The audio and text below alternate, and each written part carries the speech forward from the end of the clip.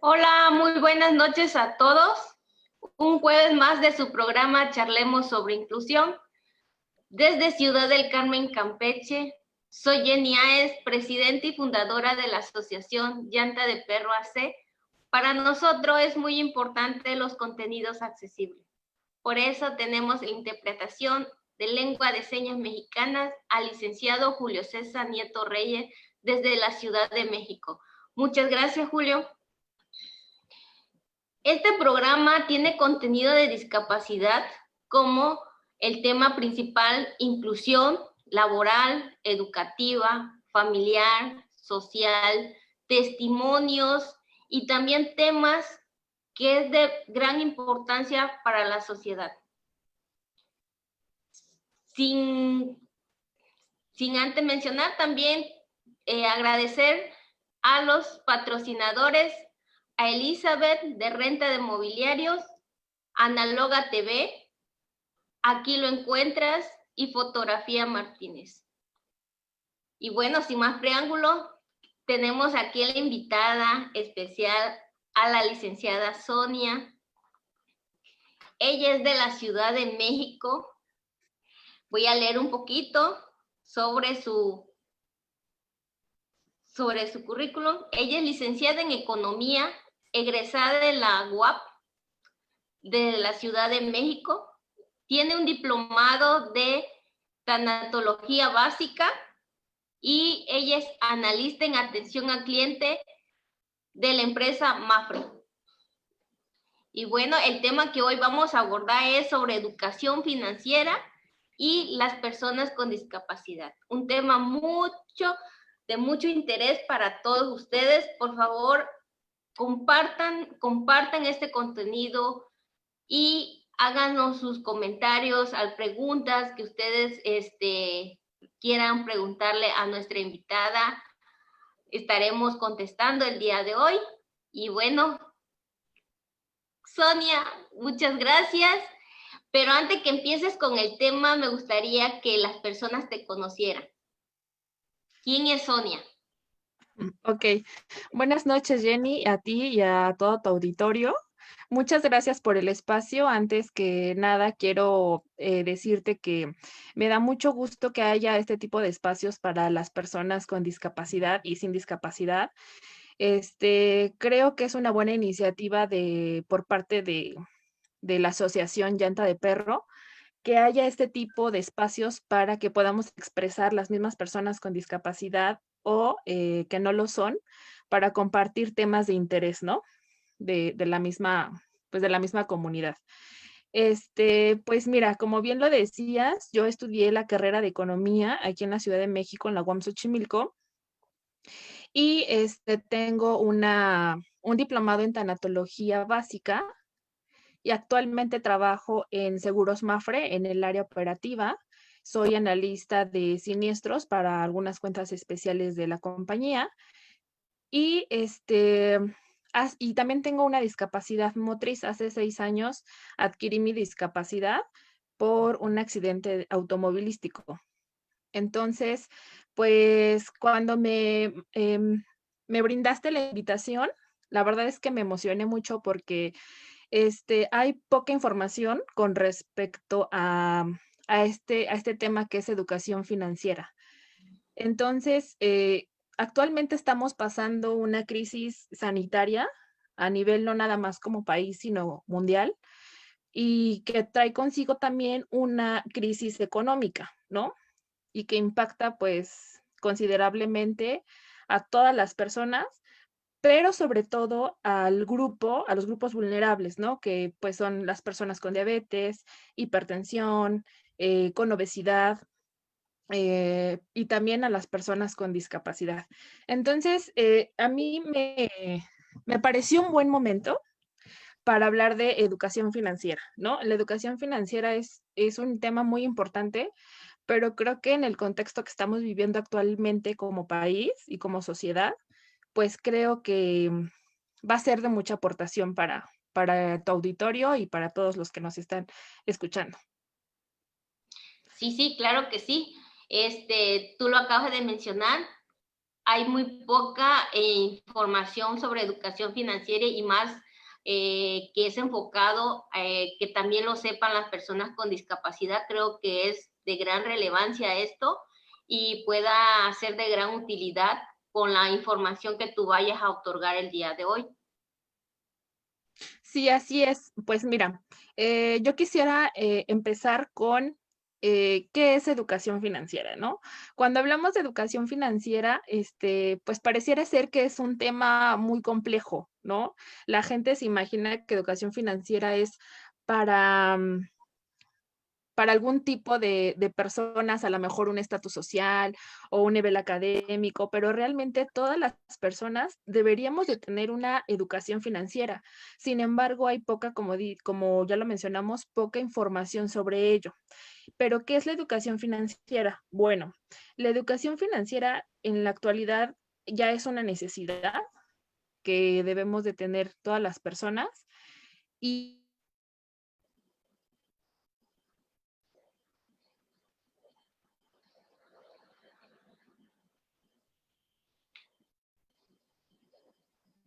Está teniendo problemas con su internet nuestra invitada.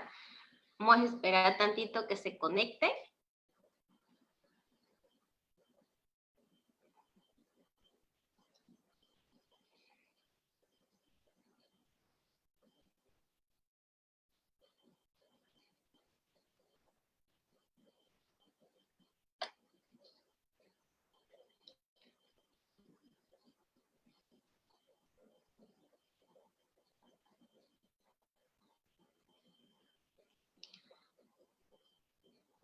Sí, tuvo problemas ella con el internet. Bueno, vamos a ver que se conecte nuevamente. Está hablando de un tema muy importante que es de educación financiera, que es de gran relevancia.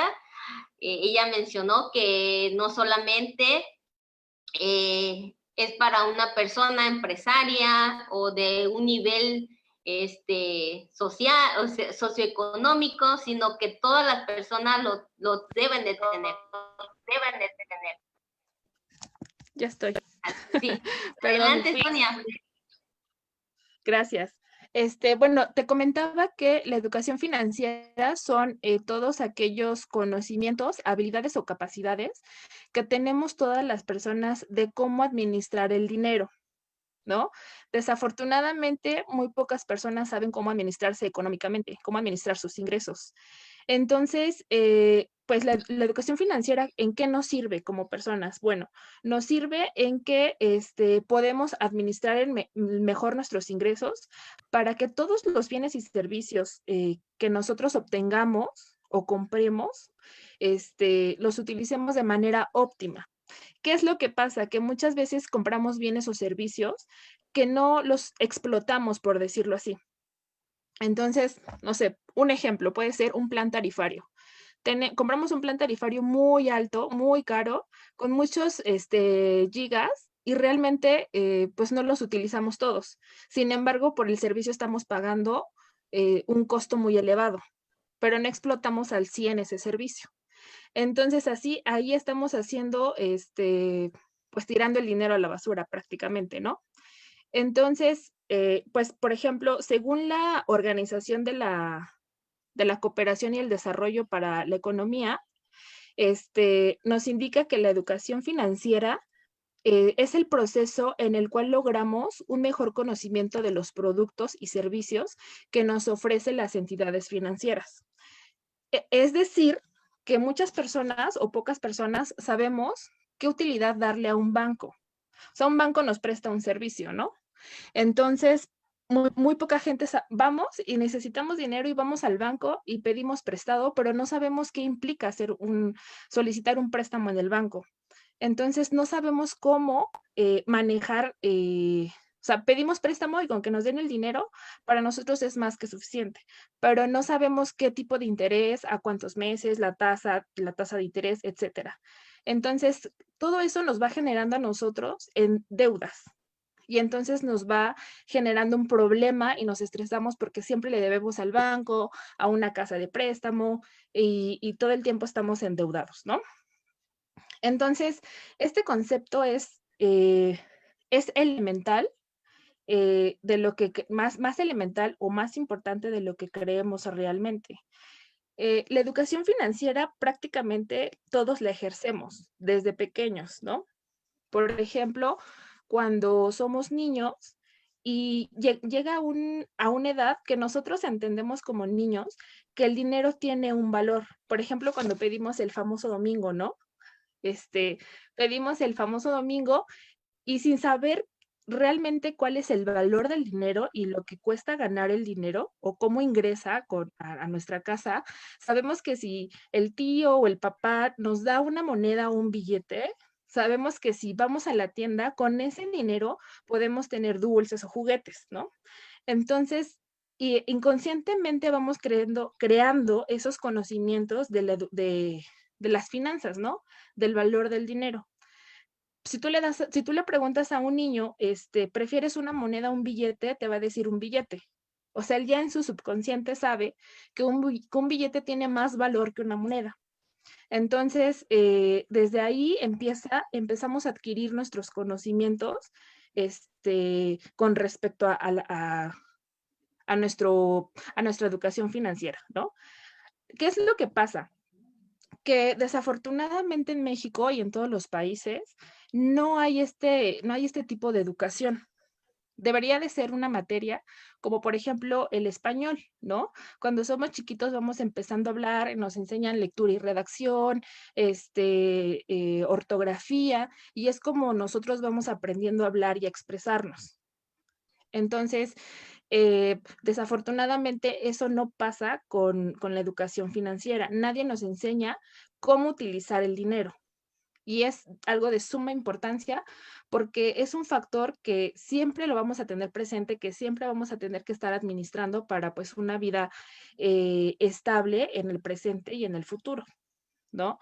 Entonces, ya cuando llegamos a ser adultos, pues ya lo único que sabemos del dinero es que entre más dinero yo tenga, más poder adquisitivo voy a tener. Entonces, ¿qué es lo que sabemos hacer? La gente sabe que entre más dinero tenga, es mejor, ¿no? O sea, pero no sabe administrarlo. Cuando tiene mucho o poco dinero, lo gasta. Lo que gana, lo gasta. Y ese es el error de muchas, que más bien que todos cometemos, pero es un error inconsciente porque lo vamos aprendiendo desde pequeños. Nadie nos enseña a cómo, a cómo manejar el capital, ¿no? Y bueno, ya hablando de las personas con discapacidad, eh, el tema de la educación financiera impacta y debería de ser un tema importante para todos. Sin embargo, por lo que ya te comenté desde un inicio, con el tema y el problema sanitario y económico que presentamos, una de los sectores más que impacta de manera más negativa son las personas con discapacidad. Desafortunadamente, nosotros, por las discapacidades que tenemos, ya sea motriz, intelectual o visual, generamos más gastos, ¿no? Eso, o sea, tener una discapacidad implica muchos gastos y gastos que son de primera necesidad, ¿no? Además de nuestras necesidades como ser humano, la discapacidad genera otros gastos adicionales de necesarios. Entonces, pues, con este problema económico, ¿qué pasa con las personas con discapacidad? Yo creo que es el momento, y es uno de los objetivos de esta plática, es el momento de que todos, en especial las personas con discapacidad, empecemos a hacer pues cierta conciencia de qué es lo que estamos haciendo actualmente con los ingresos que tenemos, ¿no? Para tener pues una vida más estable, ¿no? Y más despreocupada, por decirlo así. Entonces, para eso quisiera compartir unos datos estadísticos para poner más en panorama la situación de las personas con discapacidad. Y bueno, el primer dato es que estos son datos del INEGI. Al corte del 2019, las personas con discapacidad éramos 7.7 millones de personas en el 2019. Entonces, esas 7.7 millones de personas representa aproximadamente el 6% de la población total de México. O sea, realmente somos un sector que es muy grande, pero desafortunadamente no somos visibles por muchos otros, por diferentes factores, ¿no? Por ejemplo, eh, la infraestructura no ayuda, no hay oportunidades laborales, la misma discapacidad no te permite salir a la calle, hay ahí un tema a lo mejor de familia que no te deja salir, y si tienes una discapacidad a lo mejor visual o intelectual, e incluso motriz. Entonces, ahí hay varios factores del por qué las personas con discapacidad no somos visibles ante la sociedad, ¿no? Entonces, si tú le preguntaras a una persona normal, ¿no? De pie, que somos, o le dijeras que si que somos 7.7 millones de personas, pues realmente a lo mejor, pues sí, ¿dónde están, no?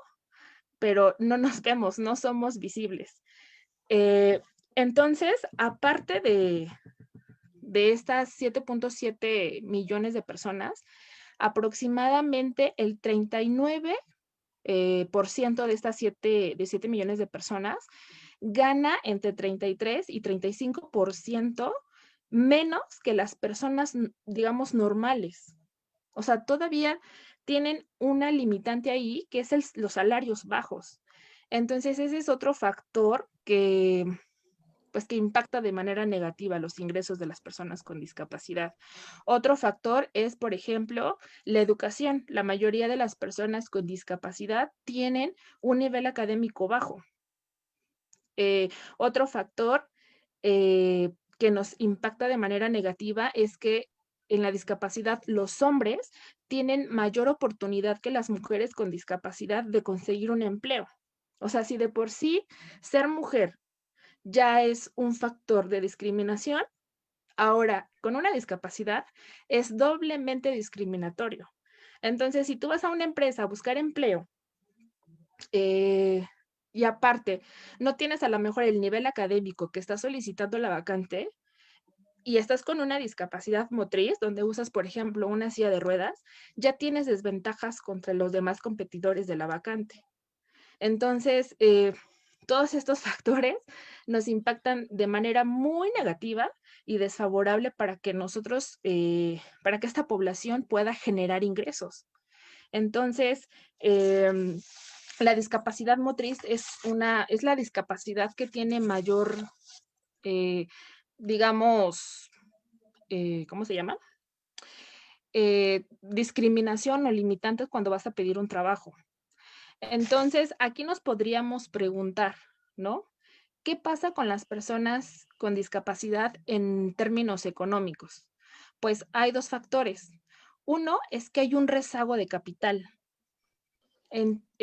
Todas las personas con discapacidad somos 7 millones, ¿no? O éramos 7 millones en el 2019.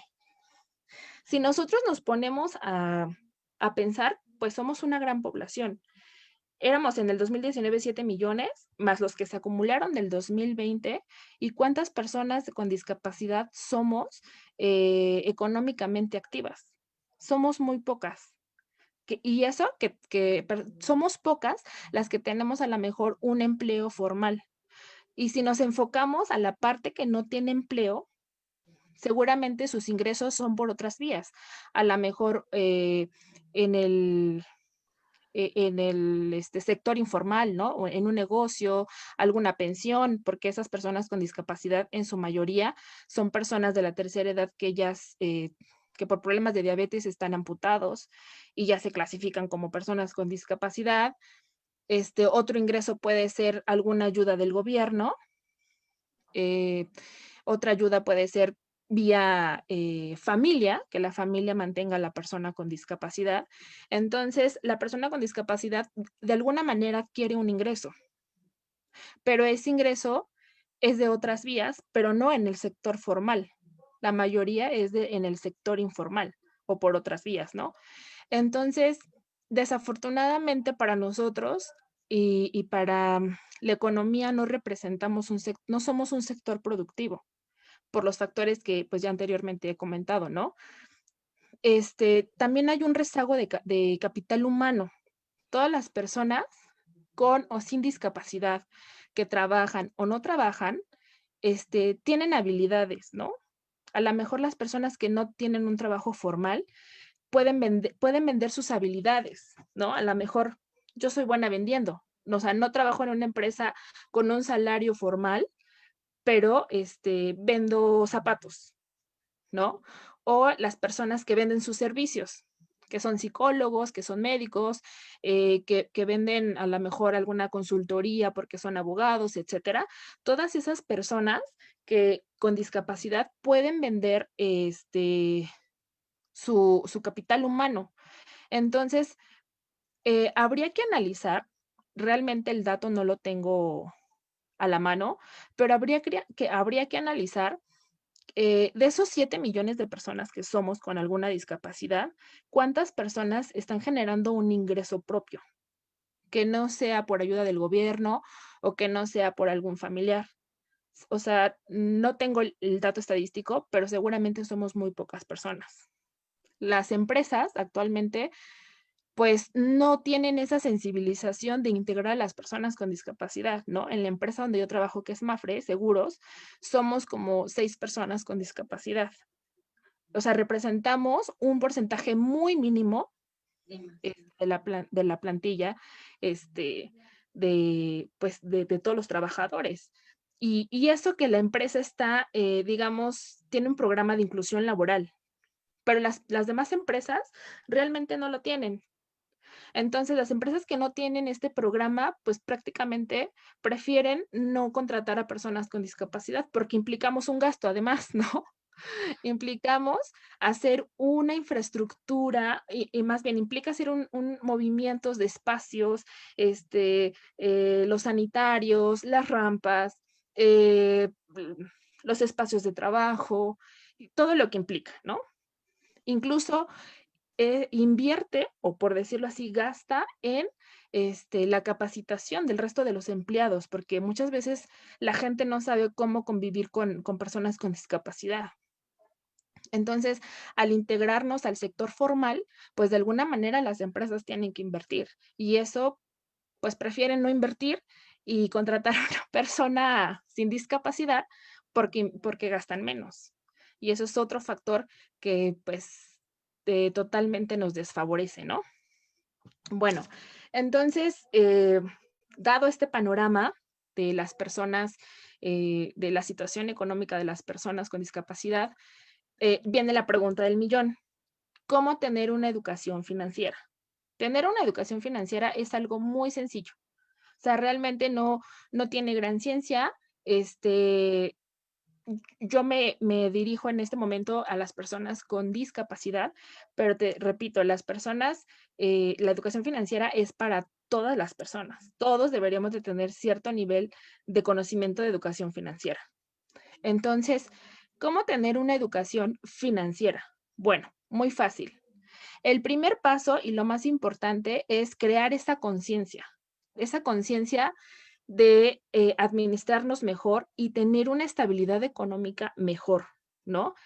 Eh, es muy fácil porque solo son adquirir algunos conocimientos básicos, pero sobre todo ir cambiando esos hábitos o malos hábitos, mejor dicho, que tenemos con respecto a la manera en cómo utilizamos el dinero.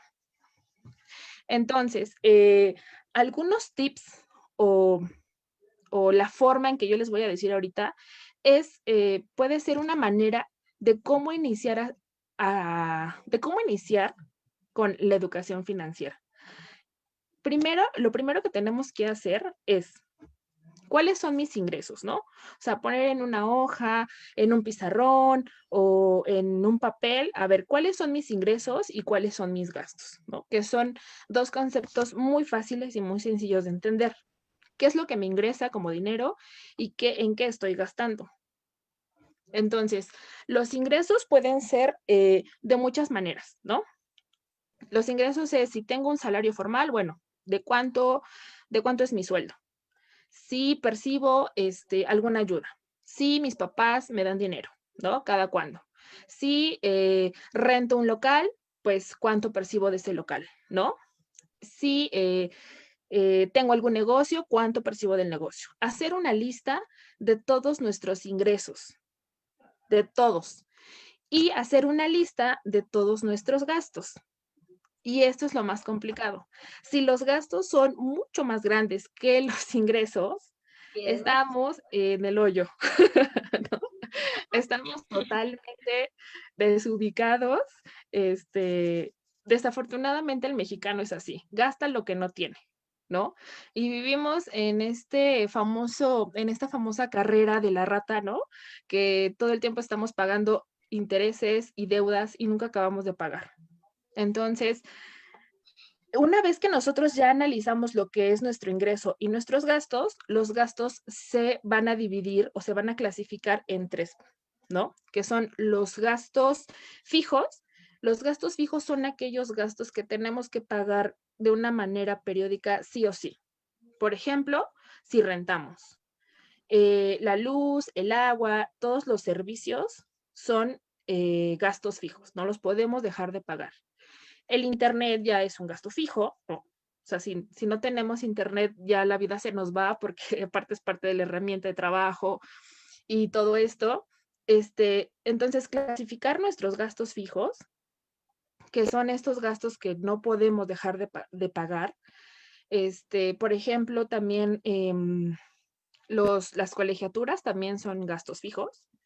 Entonces, clasificarlo por gastos fijos. El siguiente son gastos variables. Los gastos variables dependen del consumo que nosotros tengamos con estos bienes. Por ejemplo, los gastos variables pueden ser los productos básicos de alimentación.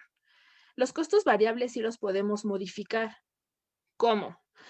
Si yo voy al súper y estoy acostumbrada a comprar una marca de champú, porque a mí me gusta, porque es mi favorita, porque me deja el pelo súper bonito y todo este tema, bueno, podemos buscar un bien que sustituya ese champú, ¿no? Si ya no es esa marca, bueno, puedo buscar otro champú que me genere los mismos beneficios que la otra marca, pero a un costo menor. Pero, ¿qué es lo que hacemos? Las personas, los consumidores, a veces por estatus social o porque somos consumidores fieles a nuestra marca, siempre consumimos ese producto. Aunque el producto aumente de precio, ¿qué es lo que hacemos? Siempre consumimos ese producto. Y nos casamos con la marca. Estamos muy mal acostumbrados a casarnos con las marcas de los bienes que consumimos, que no queremos dejar la marca, ¿no? Por ejemplo, la Coca. O sea, la Coca puede subir el doble o el triple de precio y siempre vamos a consumir Coca, aunque la Pepsi esté a mitad de precio, ¿no? Ah, ya dije marcas, bueno, pero así es, nos casamos con una marca y no nos importa el precio, pero lo pagamos. Entonces, en los costos variables, sí podemos modificar y disminuir ese monto de costos siempre y cuando nosotros analicemos en qué podemos ahorrar. Ahora, el tercer tipo de gastos son los gastos hormiga, que estos son los peores, ¿no? Los gastos hormiga nos llevan a la total perdición porque son estos gastos que hacemos en pequeñas cantidades y no nos damos cuenta, ¿no? El clásico ejemplo de un fumador. Un fumador godín, ¿qué hace en la oficina? Se sale en la mañana a fumarse su cigarro. A mediodía se sale a fumar otro cigarro y en la noche se sale a fumar otro cigarro. Son 15 pesos al día de los cigarros que ya se fue a echar allá con el vecino, con el compañero, y son 15 pesos. A la semana son 75 pesos. Al mes son 300 pesos. Suponiendo que gaste, o sea, que consuma eso, a veces consumimos más la coca, más el chicle para que no huela cigarro, más todo eso nos genera un costo de 400 o 500 pesos mensuales. Entonces, cuando llega la quincena, ¿qué es lo que hacemos o qué es lo que nos preguntamos? ¿En qué me gasté 500 pesos? No me acuerdo. Pues no te acuerdas porque son los gastos hormiga. Entonces, pues es una fuerte cantidad ya analizándolo de manera conjunta todos estos piquitos de dinero, ya implica pues un gasto, ¿no? Un gasto fuerte, 500 pesos o 300, 400, sí es un gasto considerable. Entonces, estos gastos hormiga, bueno, son los que a veces consumimos más en ellos que en los gastos fijos, ¿no? Entonces, ahí también podemos hacer un cambio de hábito, ¿no? Que es muy difícil porque a veces los gastos hormigas implican una adicción a la coca, al cigarro o a otros productos, ¿no? Entonces, pero ahí estos gastos hormigas sí podemos modificarlos, ¿no? Ahí es más fuerza de voluntad que que también conlleva pues la educación financiera, ¿no? Cambio de hábitos, cambio de paradigmas, cambio de creencias. Entonces, bueno, estos gastos hormiga, por supuesto que los podemos reducir, incluso los podemos eliminar de nuestros gastos. Bueno, ya que hicimos esta lista de gastos, esta lista de ingresos, si tus gastos rebasan tu ingreso, seguramente estás endeudado o seguramente usas tarjeta de crédito. Entonces, hay 3 problemas, ¿no? 3 malos hábitos que no hacemos en general, todas las personas. Una es que gastamos más de lo que ganamos, la otra es que no tenemos el hábito del ahorro. Las personas que tienen más conocimiento de este tema de la educación financiera, ¿qué es lo que nos dicen? Nos dicen que para tener una educación financiera sana, tendríamos que ahorrar el 10% de nuestros ingresos, pero nadie lo hace, ¿no? Porque apenas si nos alcanza. Entonces,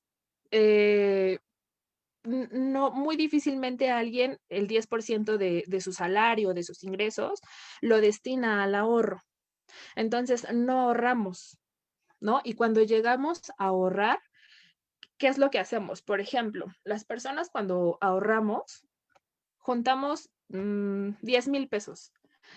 ¿Y qué hacemos a fin de año o X, ¿no? En X temporada? Nos damos de vacaciones. Y esos 10,000 pesos no los gastamos. No, es más, no nos gastamos 10,000, nos gastamos 15,000 porque nos fuimos al antro, porque me di el lujo de comer en tal lugar. Y bueno, sí, ahorré, pero me endeudé. O sea, me gasté mi ahorro, pero aparte regresé endeudado, ¿no?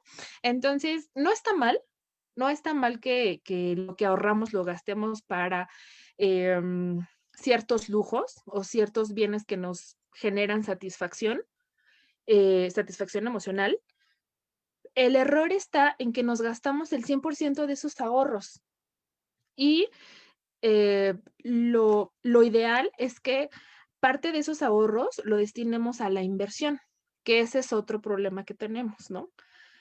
No invertimos, no sabemos invertir, nos da miedo invertir, ¿no? No sabemos. En el tema de gastamos más de lo que ganamos, muchas personas utilizan las tarjetas de crédito. Las tarjetas de crédito no son malas ni son buenas. Depende del uso que le demos. Todas las personas tenemos de, ay, una tarjeta de crédito y implica tarjeta de crédito, ay, implica estar endeudado. Y no necesariamente. Si las sabemos utilizar correctamente, las tarjetas de crédito son un instrumento maravilloso que nos sacan de apuros muy importantes. Pero, ¿qué es lo que pasa? Bueno, las tarjetas de crédito, ¿qué son las tarjetas de crédito? ¿No? Para empezar. Bueno, es un crédito que nos da el banco en un pedazo de plástico, ¿no? Prácticamente es eso. Es dinero en un pedazo de plástico. ¿Qué es lo que debemos de hacer las personas cuando adquirimos una tarjeta de crédito? Es muy fácil, ¿no? Y se los voy a dar como de una manera muy resumida. Cuando nosotros adquirimos una tarjeta de crédito en el banco, debemos de tener conocimiento de 3 cosas importantes. La primera es cuánto dinero nos están prestando, ¿no? De cuánto capital tengo acceso en esa tarjeta de crédito. La otra, mi fecha de corte. Mi fecha de corte es la fecha del mes, es el día en el mes en que el banco hace un corte de todos los gastos que hiciste durante los últimos 30 días. Te debe de quedar muy claro cuál es tu fecha de corte y tu fecha de pago. Tu fecha de pago viene 15, son 15 o 20 días después, depende de tu fecha de corte.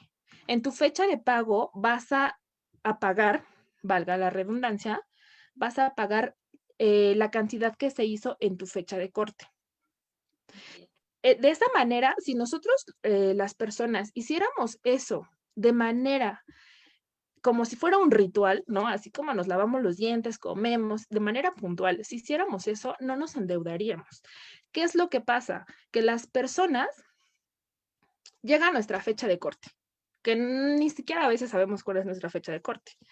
Llega nuestra fecha de corte, llega la fecha de pago y en la fecha de pago no hacemos el pago completo.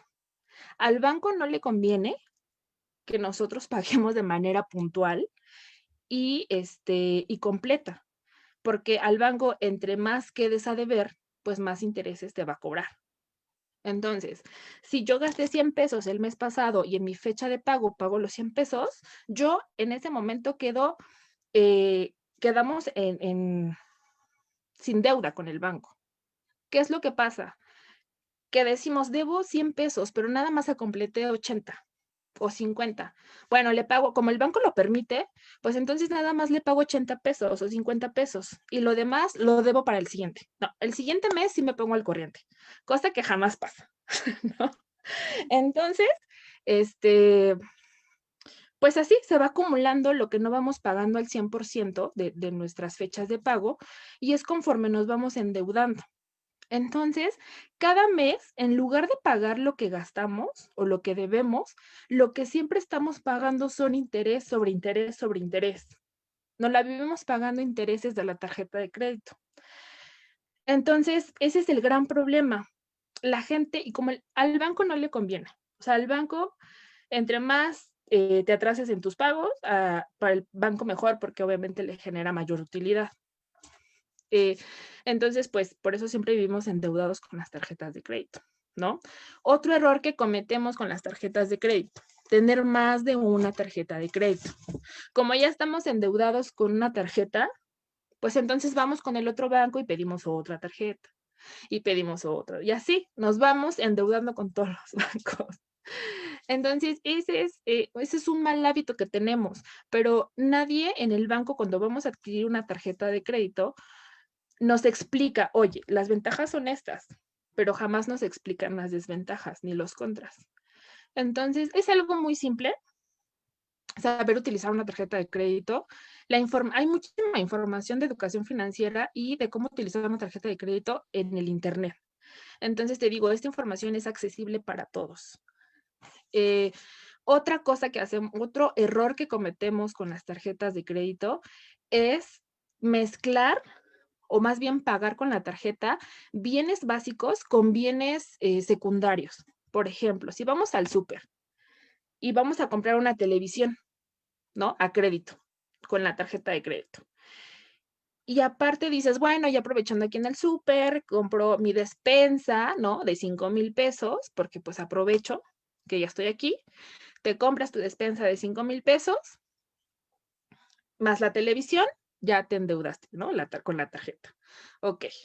Como no vas a pagar ni la televisión ni los 5,000 pesos de la despensa en tu fecha de corte, ¿no? Por algo la estás pagando con la tarjeta de crédito, ¿qué es lo que va a pasar? Que esa despensa de 5,000 pesos la vas a terminar pagando en 10,000 pesos o más. ¿Por qué?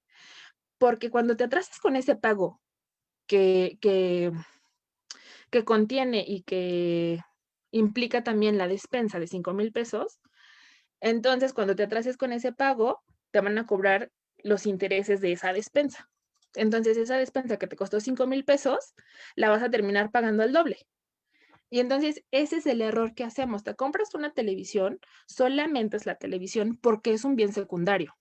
Pero los bienes, la canasta básica, no hay que pagarla con la tarjeta de crédito, sale muchísimo más cara, ¿no? Entonces, ese es otro error que cometemos las personas que tenemos tarjeta de crédito. Bueno, eso es en tarjeta de crédito. Les comentaba también que no tenemos el hábito de la inversión. ¿Qué pensamos cuando nos dicen hay que invertir? La gente pensamos que la inversión cuando hablas de inversiones, estás hablando de cantidades exageradas, ¿no? De millones, de miles. Y no, la inversión implica desde lo más simple hasta, hasta lo más complejo que tú quieras, ¿no? O que tú puedas. La inversión es aquel capital que tú inviertes en algún activo y que a futuro te va a generar un ingreso. Por ejemplo, una inversión que todo el tiempo estamos haciendo es en la educación, ¿no? Cuando nosotros nos pagamos una escuela, un diplomado o un curso en línea, todo eso es una inversión, pero es una inversión que te va a retribuir una utilidad a largo plazo, a mediano o a largo plazo. Estamos invirtiendo en ese momento en capital humano. Ese es un tipo de inversión. Otro tipo de inversión, pues son las inversiones en negocios, por ejemplo, ¿no? O sea, podemos invertir en una infinidad de cosas. ¿Qué es lo recomendable? Hace rato les comentaba que cuando nosotros ahorramos, o sea, ahorramos y lo gastamos, ahorramos y lo gastamos, pero nunca ahorramos para invertir, siempre ahorramos para gastar. Y ese es el error. Está bien que ahorremos para gastar, pero también debemos de ahorrar para invertir. Hay muchas maneras de invertir nuestro dinero, ¿no? Entre mayor sea el plazo, pues menor riesgo va a tener esa inversión. Y entre menor, si es una inversión a corto plazo, mayor riesgo va a tener. Eso depende de cómo queremos enfocar nuestro capital. Pero, por ejemplo, las personas van a decir, bueno, es que tú estás hablando de inversiones, a lo mejor en acciones, en la bolsa, o sea, no. O sea, las inversiones van desde lo más mínimo. ¿Qué hacen los microempresarios? ¿Qué hace el sector informal? Invierte en un producto y lo revende, ¿no? Si me costó 2 pesos, si a un chicle me costó 1 peso y yo voy y lo vendo en la esquina, lo vendo a 1.50, ¿no? Entonces, ahí hay que analizar, cómo el dinero lo puedo multiplicar. A 1 peso, ¿cómo le puedo sacar 50 centavos más? A 10 pesos, ¿cómo le puedo sacar 5 pesos más de utilidad? Entonces, no es gran ciencia realmente, solamente son hábitos, ¿no? Podemos invertir desde criptomonedas, que están muy de moda, que son monedas virtuales, y a los que estén interesados se pueden meter a internet y buscar. Y el tema de las criptomonedas es un instrumento muy rentable, pero también tiene un factor de riesgo, ¿no? Pero bueno, eso hablando en términos más formales, ¿no? Las criptomonedas, los terrenos de inversión, las bienes raíces, los negocios en la Bolsa Mexicana de Valores, etcétera, ¿no?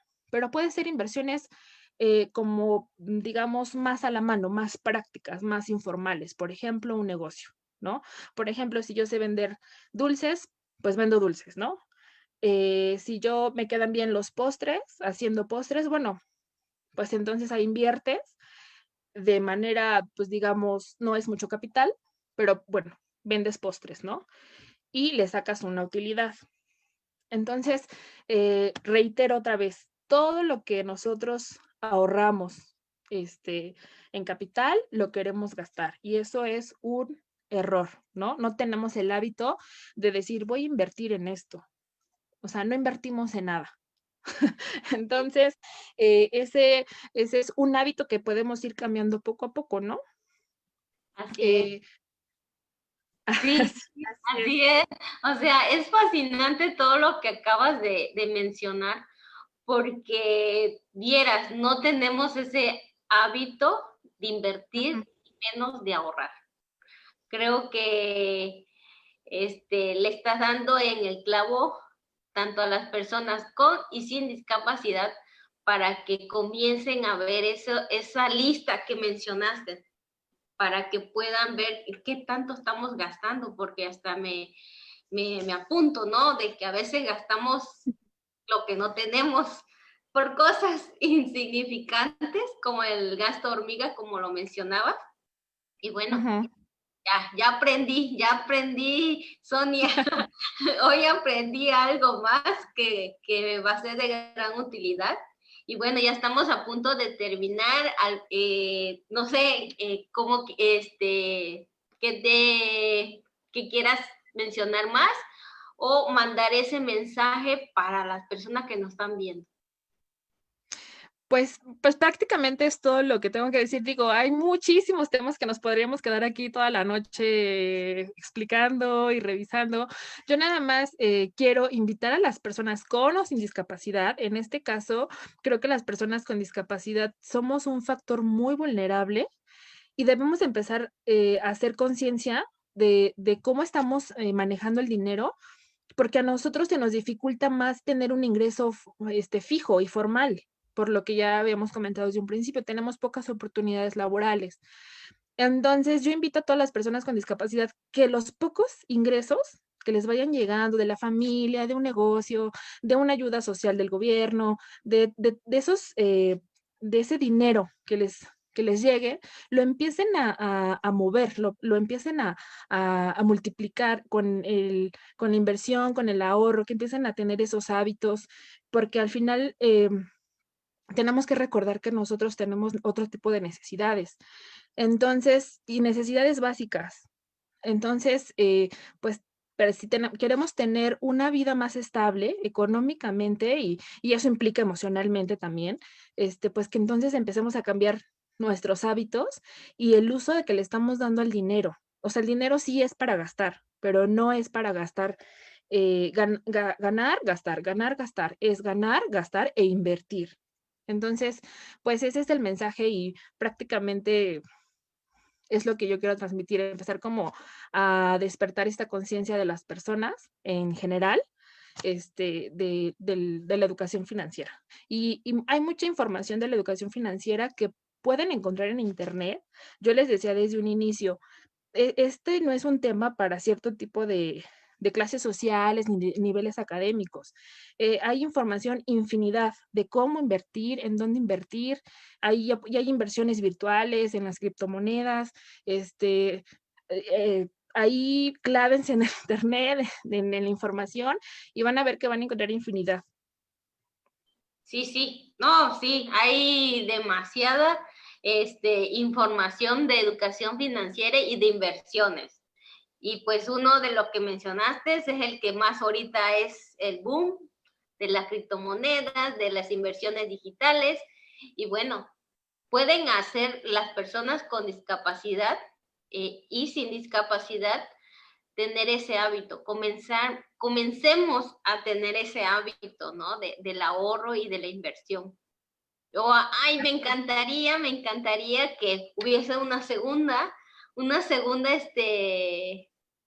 programa de este tema, porque es como lo mencionaba, es tan largo y que de tanto las personas le puedan ser de gran utilidad. Imagínate compartir este contenido a un buen de gente y que en algún momento le llegue y diga si es verdad, en qué estaba yo haciendo, por qué no estaba yo invirtiendo, por qué no estaba yo ahorrando, en qué me gastaba mi dinero.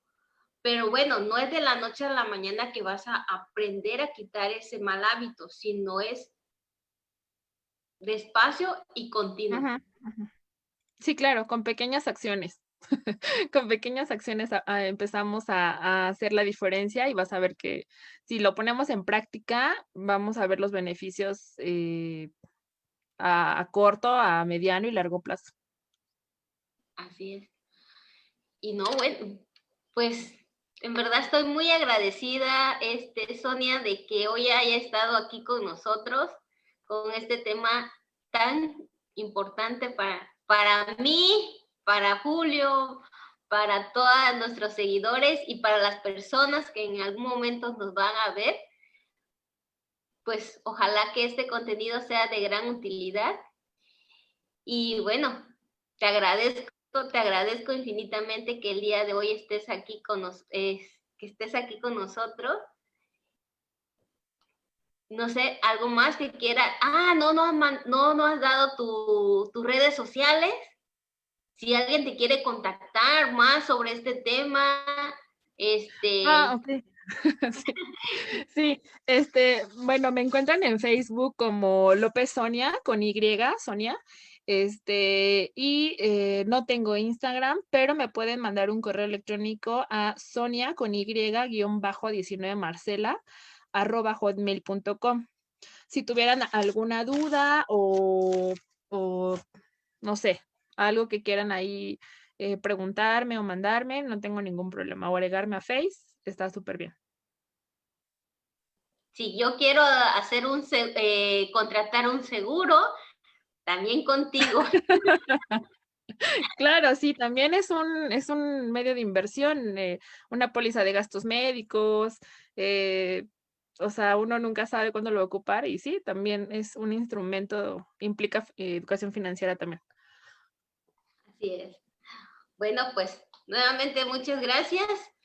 Sonia, muchas gracias, Julio, por tu gran apoyo y pues no, gracias a todos ustedes los que nos estuvieron viendo, compartiendo. No hubo mensaje, gracias a Mari Gómez, Alejandra Delgadillo, te manda saludos, igual Tadeo, muchas gracias. Y creo que los dejaste así, atónicos, ¿no? De tanta información. Bueno, espero que los haya dejado pensando y no hayan dicho, ay, qué flojera, ya mejor me voy. Claro que no. Bueno, pues los dejamos el día de hoy. Les recordamos que este domingo tenemos programa especial con uno de nuestros invitados de aquí de Ciudad del Carmen, el presidente de la asociación CEDRI, de Centro de Rehabilitación de Débiles Visuales, estará con nosotros compartiendo un gran tema que también de gran ayuda para toda esta sociedad. Y pues ya, sin más preámbulos, les agradezco, que tengan muy buenas noches. Hasta luego. Hasta luego.